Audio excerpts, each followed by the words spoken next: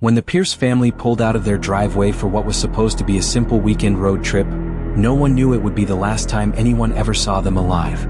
But what haunts their relatives most isn't the disappearance. It's the moment, captured on a gas station security camera, where all four of them seem to realize something terrifying at the exact same second. When the Pierce family pulled out of their driveway on a warm Friday morning in July, the neighbors waved as usual, never imagining this would be the last time anyone would see the family of four again. But what haunts their relatives most isn't the disappearance.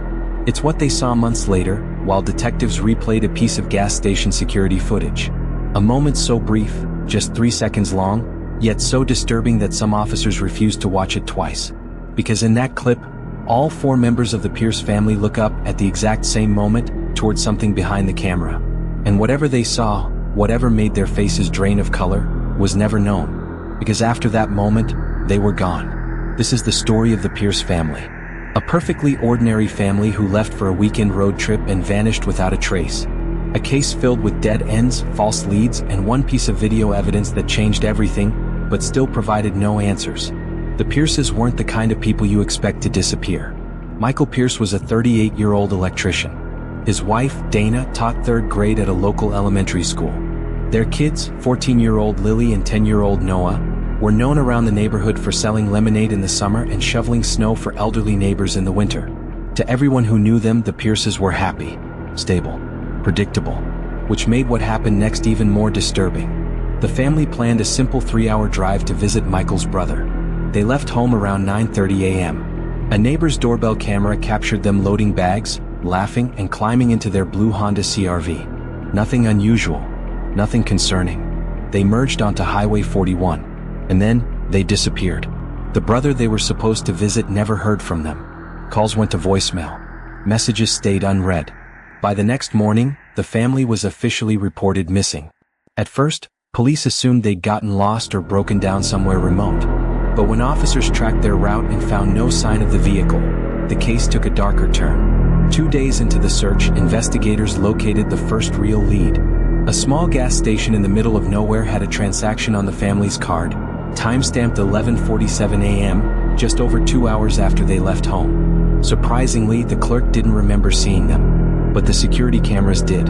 And that footage would become the single strangest part of the entire investigation. At first, the video seemed normal. The Honda CR-V pulls up to pump number 6. Michael steps out, begins fueling. Dana is in the passenger seat reading something. The kids are in the back, bickering playfully. But then, at exactly 11:48 and 32 seconds a.m., something happens. Michael suddenly stops pumping gas. His body stiffens. Dana looks up too. Then Lily. Then Noah. All four of them turn their heads towards something behind the camera, perfectly in sync. They don't look frightened immediately, but they look confused, then concerned. Then Dana opens her door as if about to get out, but the video cuts to the next camera angle, and we never see what she was reacting to. The next shot shows Michael quickly getting back into the car. He starts the engine. Dana slams her door. The car pulls away so fast it nearly hits another vehicle at the pump. After investigators discovered the haunting gas station footage, the Pierce case exploded beyond a simple missing persons search. The synchronized head turn, the fear in their eyes, the sudden flight from the scene. But there was one detail almost everyone missed the first time around. When the CR-V sped off and the pump hose was ripped violently from the tank, the camera briefly caught a flash of movement behind the small service booth. A figure, too blurry to identify, stepping out of view. The timestamp? 11:48 and 33 seconds a.m., 1 second after the family froze. At first, detectives chalked it up to a glitch, a compression artifact, maybe even an animal. But when the footage was enhanced, the shape solidified. It was a man, tall, thin, wearing something dark. And he was standing just outside the camera's blind spot, as if he expected to stay unseen. When investigators paused on the frame, a chill spread through the room. Because this figure wasn't approaching the Pierce family. He was already there, watching. Detective Mara Collins was the first to question the gas station clerk again. From the beginning, the man's answers felt off, too vague, too convenient. But during the second interview, he slipped. When Mara asked if he ever saw anyone unusual around the station that morning, the clerk hesitated before finally admitting, "Well, there's this one guy. Comes around sometimes. Doesn't buy anything. Just stands around. Mara leaned forward. What's his name? He never said. I call him the Watcher. According to the clerk, the man appeared at the station every few weeks, always staying outside the camera's reach. Always standing in the same spot, just off to the left of pump number 6. The exact direction the Pierce family turned. Why didn't you mention this before? The clerk swallowed. Because he told me not to. Mara's heart dropped. And you listened? Detective, you haven't seen his eyes. Once the description was logged, tall, thin, dark clothing, possibly middle-aged, the search broadened. Within 48 hours, 5 more reports surfaced. A woman who said a man followed her car for 20 miles on Highway 41. A trucker who saw someone standing alone at an abandoned rest area at 3 a.m. A teen who said a man in dark clothes knocked on their window at a roadside overlook. A couple who claimed they saw someone watching them pump gas from behind a dumpster. A store owner who banned a man for loitering and staring too long at families. The descriptions matched. The same figure. Always silent. Always watching. And always near highways. Detectives began to suspect this man wasn't random. He was hunting. Criminal profiler Dr. Mason Tarlow was brought into the investigation. After studying the timeline, locations, and behaviors, he proposed something chilling. You're looking at a mobile offender. Someone who travels, targets families, and blends into transient spaces. Gas stations, rest stops, highways, places nobody looks twice at a stranger. He explained that predators like this exploit one of law enforcement's biggest blind spots. Cross-jurisdictional anonymity. No pattern, no home base, no consistent victim profile. Just someone drifting along the interstate system, searching. When the Pierce family pulled up that day, he might have already been there, waiting, watching, choosing. 2 miles past Evergreen Fuel sat a government-owned traffic camera. It wasn't designed for surveillance, just measuring vehicle speed and congestion. But it caught something. At 11:53 a.m., the Pierce family's blue Honda CR-V passed through the frame at 77 miles per hour, nearly 20 over the limit. 5 seconds later, another vehicle followed. A 1970s black Chevy Caprice. Battered, unwashed, missing a hubcap. Registered plates? None. The car tailgated the CR-V for its entire appearance on the camera. And in the driver's seat, just barely visible through the glare on the windshield, was a silhouette matching the gas station figure. Investigators now had their first real suspect. But they were already too late. 43 days after the disappearance, Henry Pierce, Michael's brother, received a call from an unknown number. When he answered, no one spoke. He could only hear breathing. Slow, measured, deliberate. Henry whispered, "Michael?" Nothing. He tried again, louder. "Michael? Is that you? Dana?" Still nothing. Only breathing. Then, right before the line cut, a faint sound emerged. A distant metallic clink, like something dropping onto a concrete floor. The call lasted 22 seconds. The number was never traced. But Henry told police something that shook him to the core. "I've heard breathing like that before. At our childhood home's back door. When we were being watched." Months later, a break arrived from an unlikely source. A teenage boy who trespassed into an abandoned car salvage yard on the outskirts of Ridgefall. He found something jammed behind a rusted storage shed. A receipt. Not just any receipt. A receipt from Evergreen Fuel, time-stamped 11:47 a.m., the exact minute the Pierce family purchased gas. It was crumpled, dirty, and partially torn, but the handwriting on the back was unmistakably adult. 3 words. 4 is enough. Forensics confirmed the note wasn't written by Michael or Dana. Someone else wrote it. Someone who was at the gas station. Someone who knew there were 4 of them. Someone who kept the receipt as a souvenir, then discarded it only when he felt safe. Now the investigation shifted. This wasn't a random disappearance. It was a targeted act. 2 months later, a truck driver named Edgar Holt stopped by the police station. His hands shook as he pulled out a report he'd filed years earlier that was dismissed.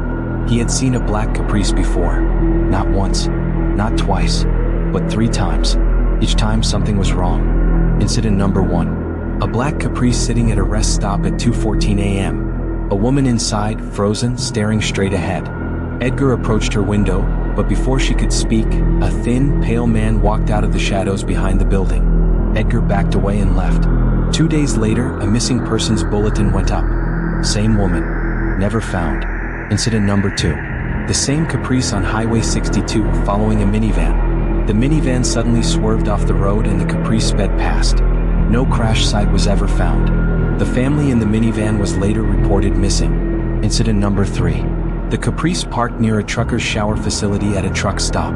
The man leaning against the hood, staring at people walking by, his eyes not blinking. Edgar reported all 3 incidents, but no one connected them. Until now. The biggest break came from a private investigator named Lisa Crow, who discovered something odd during an aerial scan of Ridge Falls Industrial Zone, a disused cold storage facility owned by a man whose name appeared in multiple police records. Grant Merrow, a drifter, mechanic, known for working odd jobs along the interstate network, frequently fired for observing customers too closely. Lisa and the police visited the warehouse. The smell was the first sign something was wrong. A mix of mildew, old gasoline, and something metallic. Inside, the building was pitch black and empty, except for 2 things: a cracked Polaroid camera, dozens of thin scratch marks on the concrete floor.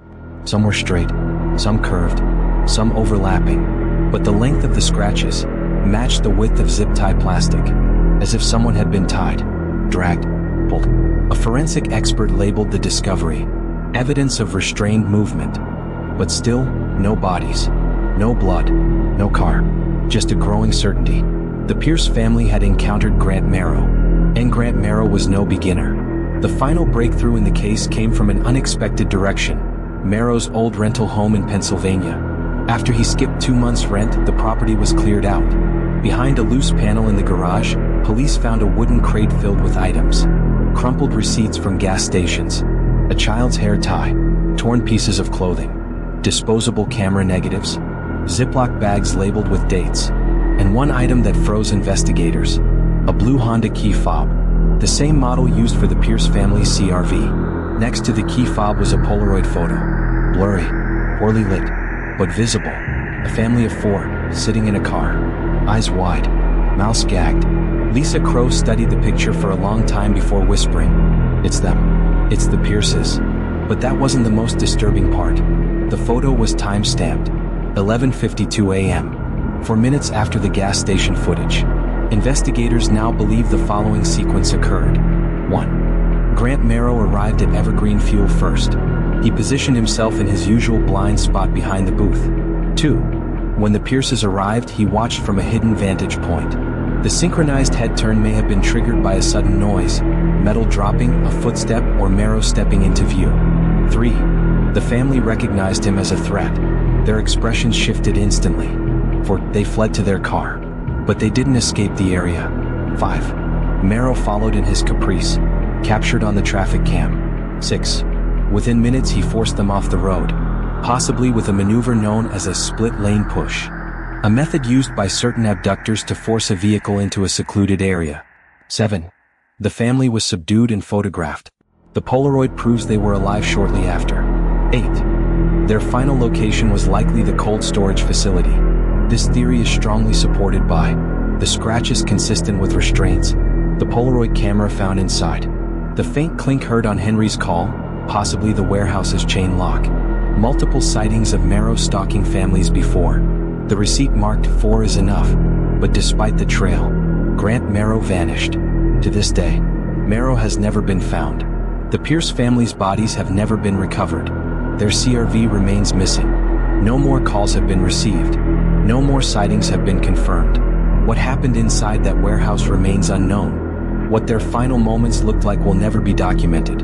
And what the Pierce family saw behind that camera, the moment all 4 of their faces drained of color, dies with them. But one thing is certain: the man in the shadows wasn't supernatural. He wasn't a ghost. He wasn't a legend. He was real. And he's still out there, watching, waiting, looking for the next family that pulls up to pump number 6.